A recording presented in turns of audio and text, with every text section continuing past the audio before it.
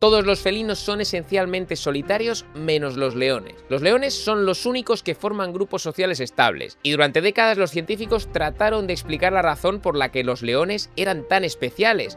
Y por suerte, hoy creemos saber la verdad. Si no me conocías, soy Mario de Wonder, biólogo y zoólogo, y aprovechando que National Geographic va a estrenar León, que es una miniserie de 4 episodios siguiendo toda la vida de un león, pues la verdad que me parecía el mejor momento para desentrañar uno de los mayores misterios de la biología de los leones. La primera explicación lógica es que los leones forman grupos sociales y cooperativos porque así pueden cazar animales enormes. Las cebras, los búfalos o las jirafas son presas mucho mayores que las que cazan otros felinos, por lo que tiene sentido que la cooperación en los leones haya evolucionado para aumentar el éxito de caza. Sin embargo, cuando los científicos planteamos una hipótesis, para confirmarla normalmente se hacen estudios, pues por ejemplo en campo.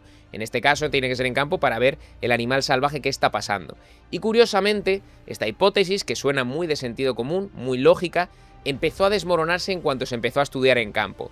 Al parecer, descubrieron que un grupo pequeño de leonas, en términos de alimentación, tenía más éxito si formaba grupos pequeños o incluso si la propia leona estaba sola, que cuando estaba en una manada mayor, cuando estaba en una manada grande. La razón es que cuanto más grande es la manada, más bocas hay que alimentar y la cantidad de carne disponible por leona suele disminuir. Es decir, que si estás en un grupo grande, acaba tocándote menos carne que si eres una leona solitaria que caza sola, que acabas comiendo más que teniendo que compartir con tus hermanas. Claro, pensad que al fin y al cabo, una leona ya es un animal bastante potente, bastante fuerte, grande, y no es que necesite obligatoriamente a otras leonas, a otras compañeras para cazar presas, como por ejemplo cebras o ñus. Evidentemente para cazar una jirafa sí, para otras un poquito más pequeñas, una leona podría apañarse. Entonces, si la cooperación apenas mejora el rendimiento en términos de caza, el misterio de por qué los leones evolucionaron de esta forma, por qué forman grupos sociales, seguía sin resolverse. Así que los investigadores siguieron validando hipótesis, siguieron probando, y de todas las hipótesis que se pusieron sobre la mesa, 3 son las que parecen explicar que los leones formen grupos. La primera es reducir el infanticidio. En los leones el mayor peligro para los cachorros no son ni las hienas, ni los cocodrilos, ni las enfermedades, ni siquiera el hambre. Son los propios leones. Cuando una coalición de machos consigue conquistar una manada, prácticamente siempre mata a todas las crías pequeñas que había en esa manada. De hecho, esto también es bastante común en otros felinos solitarios. Pasa en los jaguares, pasa en los tigres, pasa en los leopardos, y es que desde el punto de vista evolutivo, matar a las crías cuando llegas, pues tiene toda la lógica. Hay quien piensa o quien dice que de esa manera lo que hacen es que eliminan futura competencia o que eliminan genes de un competidor. Pero más que eso, la principal razón para matar a los cachorros es que las leonas no vuelven a entrar en celo mientras están criando. Si te cargas a los cachorros, si los eliminas, los nuevos machos consiguen que todas las hembras sean fértiles otra vez en pocas semanas, y de esa manera esos nuevos machos pueden tener sus propios hijos antes de perder el territorio. Y es por esto que aquí aparece la primera gran ventaja de la socialidad, que es que una leona sola no podría defender a sus crías frente a un macho adulto o frente a una coalición de machos adultos que llega y conquista esa manada. Pero sin embargo, cuando varias hembras emparentadas cooperan, la situación cambia completamente, porque juntas pueden defender a todos los cachorros del grupo y aumentan la probabilidad de que alguno sobreviva. De hecho, aumenta muchísimo.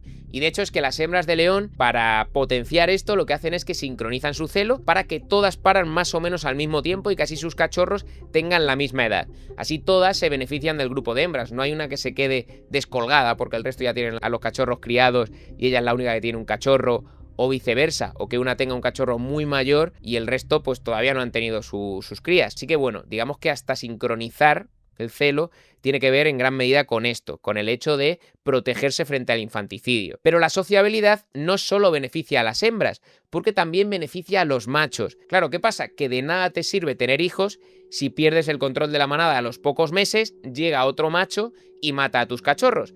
Y por esa razón, evolutivamente, los machos cooperativos, los que forman coaliciones de machos, es decir, los que no se van ellos solos a intentar conquistar una manada, pues son los que se han ido seleccionando por encima de los solitarios. Esos machos cooperativos han ido teniendo más descendencia que los machos solitarios. ¿Por qué razón?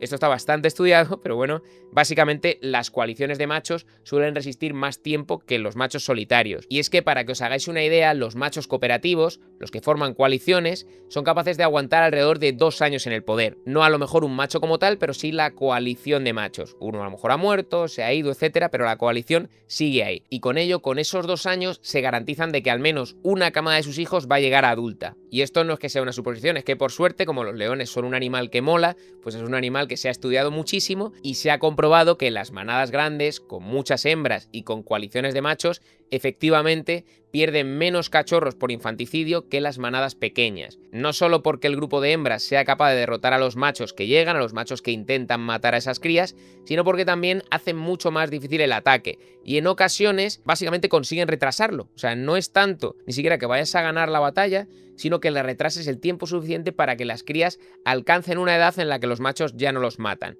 Más o menos alrededor de los 9 meses, el año de edad, los machos ya en principio no atacan tanto a las crías. Sin embargo, esta no es la única razón por la que los leones son así, porque os he dicho que había 3 hipótesis, de las cuales, pues bueno, cada una es más interesante que la anterior. Y el caso es que la segunda ventaja, la segunda, digamos, hipótesis de por qué ha llegado la socialidad a los leones, por qué ha evolucionado de esta manera, es la defensa del territorio. Y es que la sabana africana no es un lugar donde las presas estén distribuidas de forma homogénea, están como en parches. Son parches básicamente donde hay muchas presas y zonas donde no hay nada. Es decir, que para una manada de leones es importante ser capaz de dominar una zona alrededor de, por ejemplo, ríos, humedales, bosques de ribera o grandes llanuras donde se concentran enormes manadas de herbívoros durante meses. Esos son los parches valiosos. Mientras que si pierdes la batalla por el territorio y te quedas en un parche donde no hay alimento, pues la manada va a ir muy mal. Quien controla esos lugares tiene comida garantizada durante buena parte del año. Quien controla los bosques de ribera, las llanuras, etc. Y precisamente por eso otros leones van a intentar arrebatar constantemente esos territorios. Una leona solitaria, que decíamos antes que una leona solitaria puede tener mucho éxito, por supuesto que sí, pero el gran problema que tendría una leona solitaria es que tendría enormes dificultades para mantener un territorio. Sin embargo, una manada formada por varias hermanas y por una coalición de 2 o 3 machos puede patrullar grandes extensiones, responder a invasiones y, sobre todo, esto es lo más importante, expulsar a intrusos con mucha mayor eficacia que unos pocos. Los estudios muestran que los grupos grandes efectivamente conservan mejores territorios y que los conservan durante más tiempo. Esto hace a su vez que produzcan más cachorros y que sufran menos desplazamientos. Es decir, no tienen que moverse tanto para buscar presas, que es algo que en algún momento eventualmente van a tener que hacer. Pero moverte menos siempre es positivo, porque ya sabéis, esto lo digo siempre, lo más importante es tener menos costes que beneficios.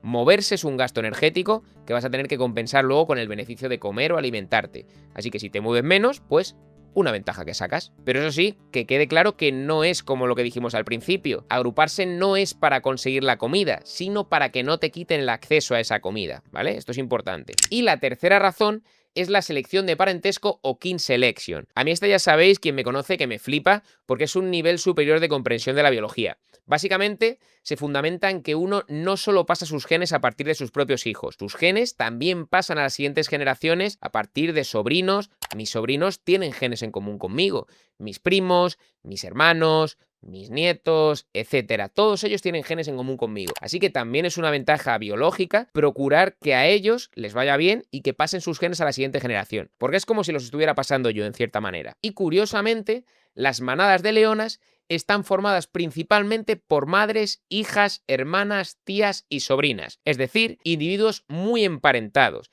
Y por tanto, con mucha genética en común. Esto que os decía de que si una leona pasa sus genes a la siguiente generación a través de su hijo, pues evidentemente es perfección. No tiene una manera de pasar sus genes a la siguiente generación mayor, salvo, pues por ejemplo, un hijo, pues a lo mejor es un 50% de tu genética, mientras que un sobrino es un 25% de tu genética. Pues oye, si paso muchos sobrinos, me puede llegar a compensar. Pues básicamente, cuando una leona ayuda a criar o a defender los cachorros de su hermana, lo que está ayudando es a la transmisión de sus propios genes. Y lo que se ha visto es que efectivamente la selección natural ha beneficiado históricamente a las leonas que se ayudaban con sus hermanas respecto a leonas que solo se preocupaban de su propio cachorro. Así que ya tenemos las 3 ventajas, que es proteger a las crías, defender territorios de alta calidad y cooperar con parientes cercanos. Y estas 3 explican por qué la vida en grupo es más rentable para un león que la vida solitaria. Pero en realidad, o sea, te lo planteas Y no hemos contestado la gran pregunta, que es por qué los leones desarrollaron esta estrategia y los tigres, los leopardos o los jaguares no. Si tan maravilloso es hacer grupos sociales, ¿por qué los otros no lo han hecho? Pues bueno, como decía Ortega y Gasset, yo soy yo y mi circunstancia, y en este caso viene al pelo porque la clave son las circunstancias. Mientras que los leones viven en la sabana, que es un paisaje abierto, los tigres o los jaguares viven en bosques densos o selvas. Y para cazar dependen mucho más del sigilo y de no ser detectados. Claro, 10 tigres son mucho más fáciles de detectar en la selva que un solo tigre. Entonces, si hubiera 10 tigres, las presas, digamos que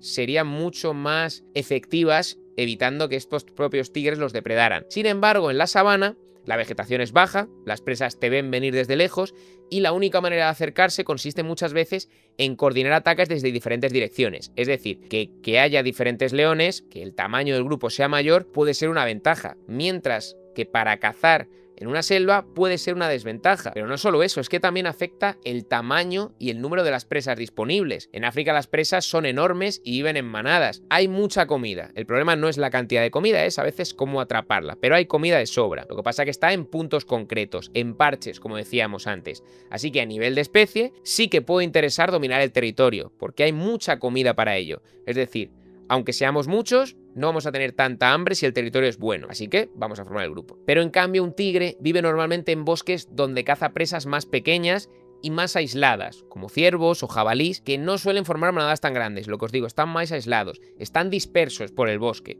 Entonces al tigre no le interesa tanto hacer un grupo grande para monopolizar un territorio. Es más rentable que cada tigre tenga un territorio individual donde buscar el alimento por su cuenta sin tener que compartir la comida. Es difícil encontrar comida, así que, pues normalmente un tigre, pues a lo mejor no se puede alimentar tantas veces como quiere, pero cada vez que encuentra una presa tiene que aprovechar y comérsela enterita, no compartirla con otro tigre. Y la última clave es la competencia. En la sabana los leones conviven con hienas manchadas, con perros salvajes africanos, con leopardos, con guepardos, con chacales, con un montón de animales que les pueden quitar la comida. Una presa recién capturada, cuando la ha capturado el león, sigue estando en juego. Hay que defenderla, ¿no? Hay miles de vídeos de hienas tratando de robar comida a los leones y al final una manada de leones, si es capaz de repeler a una manada de hienas, a unas cuantas hienas, es porque son bastantes, porque son muchos leones. Si fuera un león solitario, de hecho hay vídeos de eso, cuando es un león solitario le cuesta más mantener la presa frente, por ejemplo, a hienas. En el bosque, sin embargo, es raro que un tigre se vaya a encontrar a un animal que le quite una presa. Lo único que podría quitarle una presa es otro tigre y es raro que se encuentre con él. Y por tanto, tampoco es interesante formar grupos para defender las presas. Dicho esto, no es que formar manadas sea maravilloso y perfecto. Por ejemplo, también pues aumenta la probabilidad de transmisión de enfermedades o de que en la zona esa misma manada se quede sin comida. Pero para las condiciones en las que evolucionaron los leones, está claro que el beneficio de formar grupos supera los costes. La vida de un león es extremadamente complicada, eso es cierto, porque al final es pasar pruebas durante toda su vida, desde cachorro hasta adulto. Y por eso os recomiendo que no os perdáis León, que es una miniserie de 4 capítulos en la que han seguido la vida de un león durante años, desde que nació hasta que se convirtió en macho dominante de la manada. Se estrena el 23 de agosto a las 6 de la tarde, a las 18:00 en el canal de National Geographic. No te lo pierdas. Bueno, de hecho el director es Jon Favreau, que es el director, por ejemplo, de The Mandalorian, un absoluto crack. Y dicho esto, dejad en los comentarios vuestras dudas sobre leones. ¿Qué os ha quedado ahí? Que penséis, oye, me gustaría saber esto sobre los leones o por qué lo hacen. Estaré ahí atentito. Y nos vemos el mes que viene aquí en el canal de YouTube de National Geographic España. Hasta luego.